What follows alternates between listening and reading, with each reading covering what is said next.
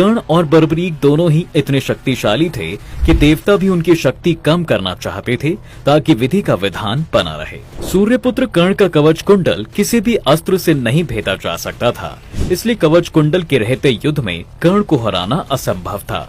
इसके अलावा कर्ण के पास भगवान परशुराम का दिया हुआ विजय धनुष भी था, जिसे धारण करने के बाद कर्ण को हराना नामुमकिन था। दूसरी ओर महान पांडव पवन पुत्र भीम के पुत्र घटोत्कच और नाग कन्या अहिलावती के पुत्र बर्बरीक थे। भीम के पौत्र होने के कारण बर्बरीक भगवान पवन देव के अंश अवतार थे और माँ दुर्गा के उपासक थे। बर्बरीक के पास 3 ऐसे दिव्य बाण थे जिनकी सहायता से वह किसी भी युद्ध को पल भर में समाप्त कर सकते थे। बर्बरीक इतने महान योद्धा थे कि आज भी उन्हें खाटू श्याम के नाम से पूजा जाता है। जुए में जब पांडव अपने भाई कौरवों से हार जाते हैं तब इन्हें 12 वर्ष का वनवास और 1 वर्ष अज्ञातवास मिलता है। जब पांडव वनवास को समाप्त करके अज्ञातवास में थे तब कौरव इनके अज्ञातवास को भंग करने के लिए अपने गुप्तचर को इनके पीछे लगा देते हैं ताकि पांडव हमेशा वनवास में ही रहें।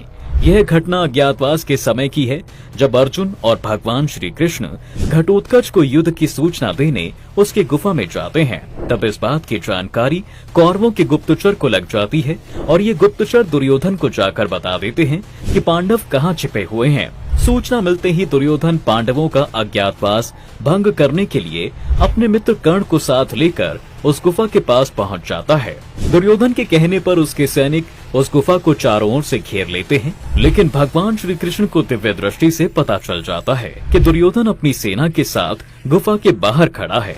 तब वे अर्जुन को इस घटना के बारे में बताते हैं और कहते हैं कि तुम लोग अभी अज्ञातवास में हो, इसलिए गुफा से बाहर मत जाओ। दोस्तों, उस समय उस गुफा में भगवान श्री कृष्ण, अर्जुन और घटोत्कच के साथ इसका पुत्र बर्बरीक भी था। सभी को चिंतित देखकर बर्बरीक कहते हैं कि आप लोग चिंता न करें, मैं अकेले ही कौरवों और महारथी कर्ण को रोकूंगा।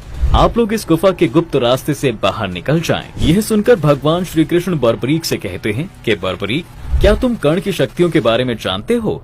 कर्ण के पास उसका दिव्य कवच कुंडल है जिसके कारण तुम कर्ण को किसी भी हथियार से घायल नहीं कर पाओगे। यह सुनकर बर्बरीक कृष्ण से कहता है, हे प्रभु, आप चिंता न करें, मैं इन सभी को कुछ समय तक गुफा के बाहर रोक सकता हूँ। बर्बरीक की बात सुनकर श्री कृष्ण आशीर्वाद देते हुए गुफा से बाहर जाने का आदेश देते हैं।